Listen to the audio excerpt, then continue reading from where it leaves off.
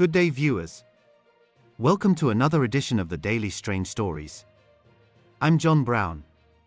Our lead story for today.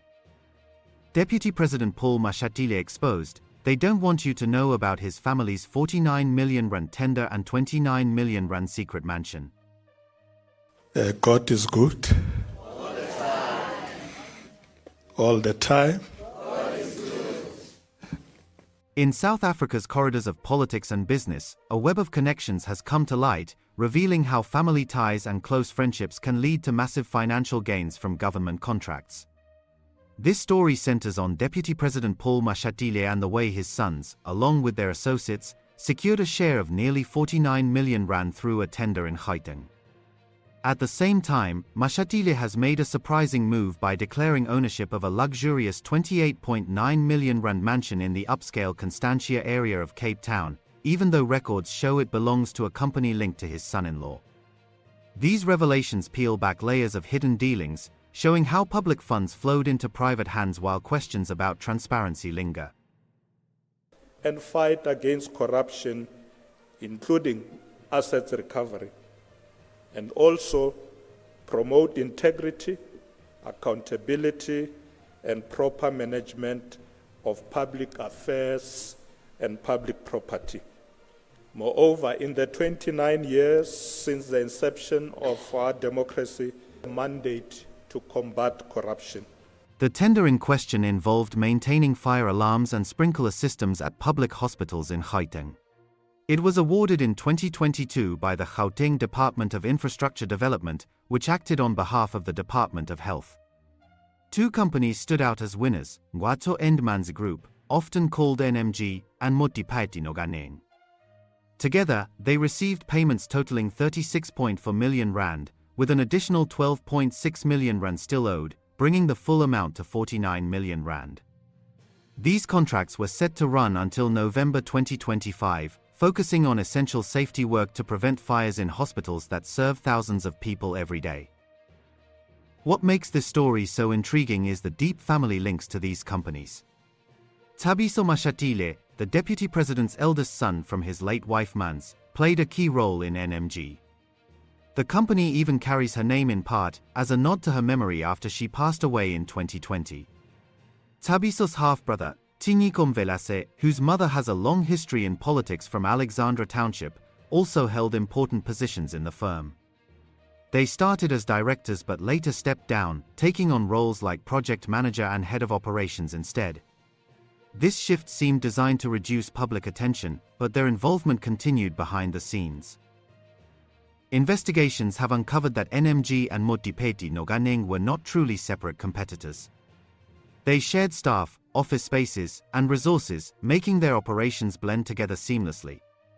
For instance, employees would switch between preparing documents for one company or the other, and technicians had to keep track of which firm they represented during hospital visits.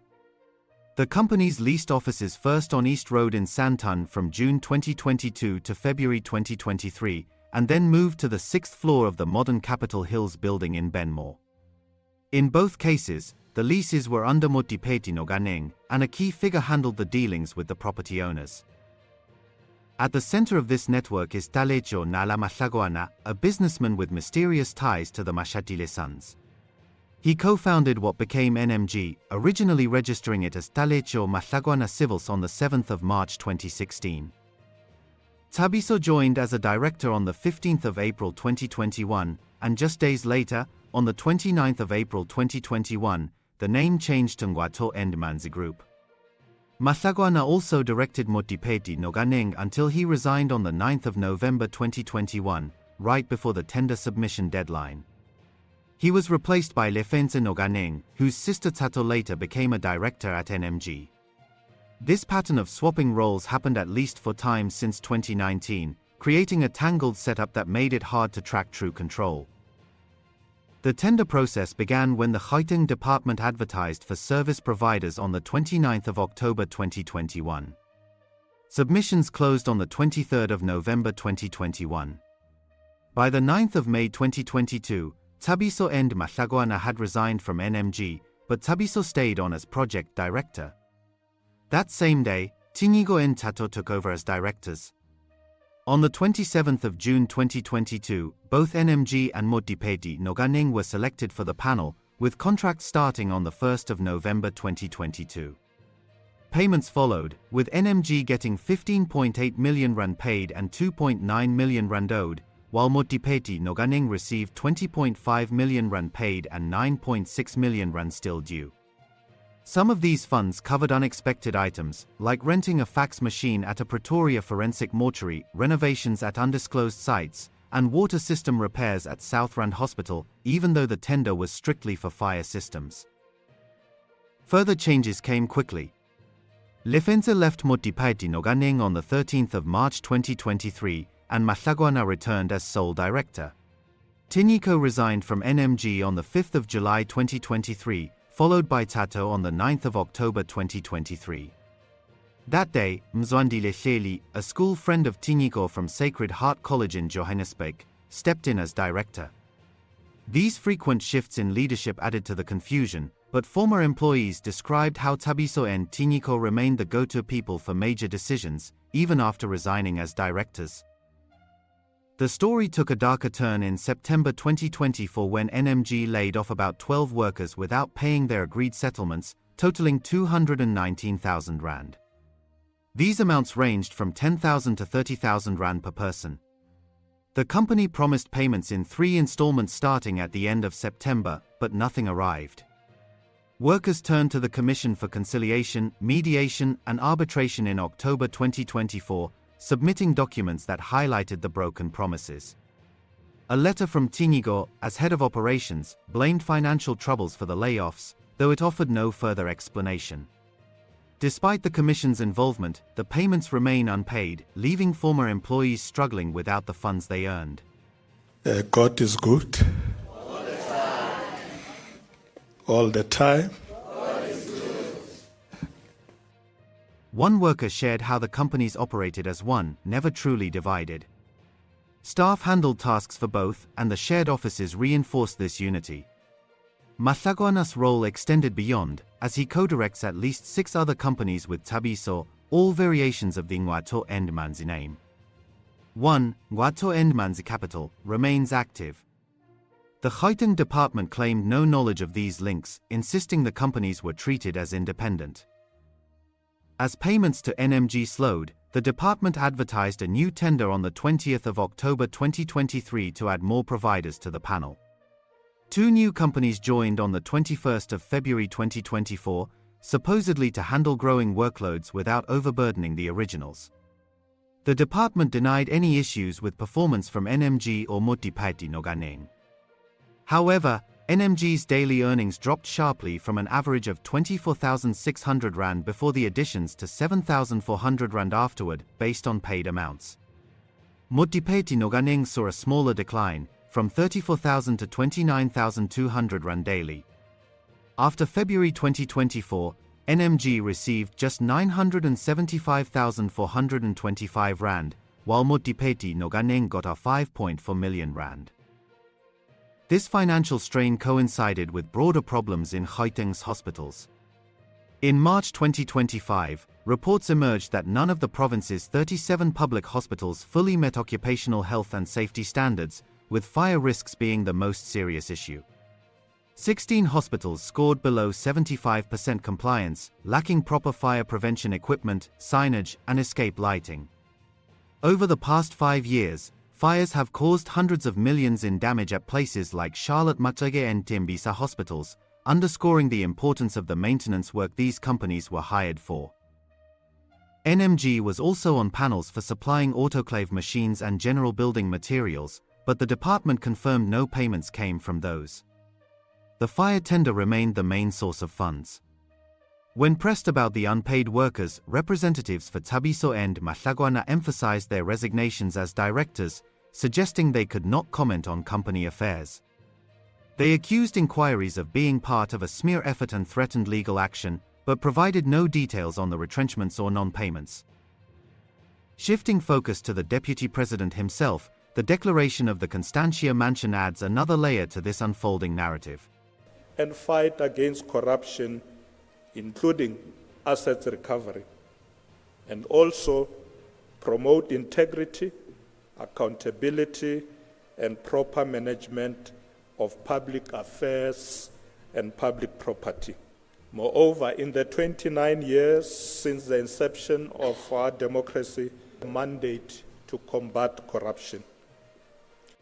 In his annual parliamentary disclosure published recently, Mashatile listed the 28.9 million rand property as his own residential family home. This came after years of denials about any connection to it. The house, with features like 7.5 bathrooms, a separate cottage, a wine cellar, and a cinema room, was bought in May 2023 by a company owned by his son-in-law, Ngweba Nonkwelo. Nonkwelo, married to Mashatile's daughter Palesa since at least 2006, is the sole director of the company, originally called Bilkasat and later renamed Duntor Guest House. A bond for the property was registered under another of Nonkwelo's companies, Enzigard. Previously, Mashatile's spokespeople insisted he only used the official deputy president's residence in Rondbosch when in Cape Town, with no plans to change that. In October 2024, a statement from his office reiterated that he owned no properties in Cape Town or elsewhere, except a house in the Johannesburg suburb of Kelvin, bought with his late wife through a bank loan. Yet, the new declaration includes the Constantia home alongside the Kelvin property and a 37 million rand house in Waterfall, Midrand. The Waterfall estate is known for its exclusivity, and Mashatile has lived there with his current wife, Humile, declaring it previously due to beneficial use, even though he does not own it. The purchases raise eyebrows because between March and May 2023, Nonkwelo's companies funded 65.9 million rand in properties available to Mashatile. The Waterfall house was bought by Legacy Properties, with a bond from Nonkwelo Investments covering the full price. Investigations by authorities, including the Hawks Public Sector Serious Corruption Unit in the Western Cape, are looking into the funding sources for the Constantia purchase. This probe, confirmed in March 2024, stems from complaints by political parties based on reports about Mashatile's finances. Those complaints also cover other matters, such as 370,000 rand in payments Mashatile received from a businessman facing corruption charges, whose Clifton home Mashatile used before becoming deputy president. Additionally, funds paid to Mashatile's former girlfriend by a director of a company that won large government housing contracts, which also donated heavily to the ANC during Mashatile's time as Treasurer General. Probes by the Public Protector, prompted by groups like Action SA and Rise Mzansi, are ongoing, with results yet to be released. God is good. All the time. Mashatile's declarations also list various gifts, including a toy Isuzu truck, a bottle of whiskey from Japan, wine and teacups from China, and daggers from the Russian Prime Minister. These details paint a picture of a life intertwined with international diplomacy and personal benefits. This network of tenders, family businesses, and luxury properties highlights how public resources can intersect with private interests in ways that demand closer scrutiny. The unpaid workers, the hospital fire risks, and the sudden property declarations all weave into a larger tale of accountability in high places. As these facts emerge, they invite reflection on the systems that allow such connections to flourish. Having said this, which politician, especially in ANC, do you think is clean and has no skeletons to hide? Thank you for watching this news video. We'd love to hear what you think about this story, so please leave your comments below. We read them all and appreciate your insights. Join us again in our next strange story. Until then, goodbye.